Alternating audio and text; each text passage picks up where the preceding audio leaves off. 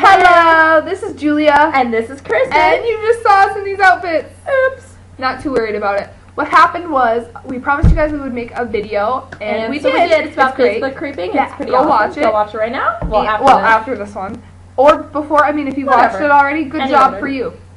Okay, anyways, what happened, we made that video, and then we got a request from someone named Absurd Babble Humor. And he's really funny, and we're going to put his link down there, so go check him out. Go watch he's him. I'm going to put this as a and response to one of his videos, too. And so, go watch it. Go watch us both.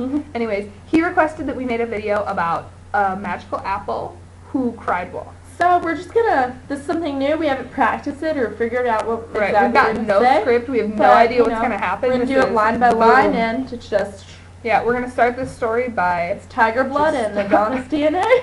One speed, one gear, go. It's all good. Let's do it. Yeah, that's what's gonna happen. So it might be gold and it might be awful. Let us know what you think. And request for more videos. Okay, ready, set, go.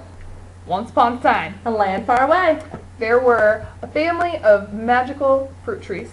And these magical fruit trees lived on a real big farm. And Chuck Norris was visiting this farm. And these people were kind of freaked out about Chuck Norris because they didn't know, you know, this guy's kind of scary. I mean, the apples and the pears that are on the tree, they grew together because it was magical and I can do what I want. They grew together. They had a little chat. They were like, oh my goodness, look at Chuck Norris. And they were like, oh my gosh, we need this Chuck Norris guy off of our land. He needs to get away from us because he's scary and he wears flannel. And he has this big axe on his shoulder, so we need to get him away before he chops us down.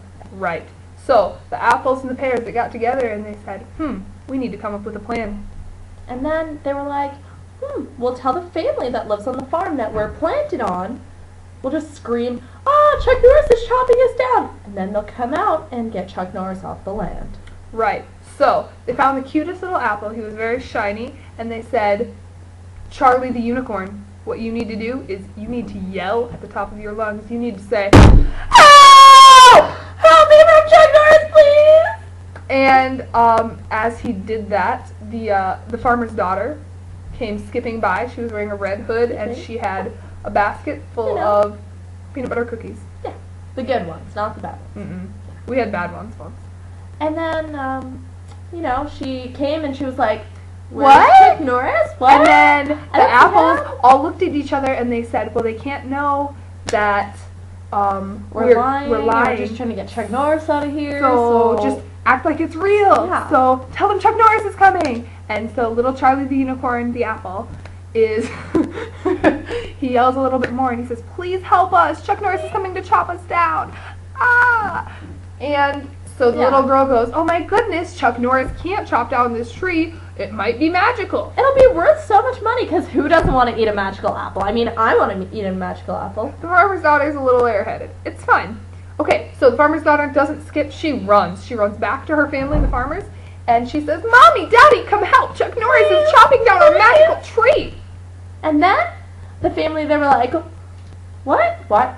Chuck Norris isn't here because they're not, you know, dumb like the girl.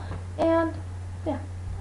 And so the family ran over to the tree and they looked and there was nothing there. There was no Chuck Norris and they said, I wonder what happened. And they went back to their nice little ranch-style house. You know, the same kind of thing happened for like 2 weeks. Yes, every single day, little Charlie the Unicorn, the apple would and holler, the little dumb airhead girl would and the airhead would tell her family, and the family would come. No, Chuck Norris. Chuck Norris was only in the village for a few hours. He was just visiting his lawn gnome family. And then one day, the parents were just like, you know what? I can't deal with this anymore. So they chopped down the tree, made millions and millions of dollars, and the first apple that they ate was Charlie the Unicorn. The apple. The end.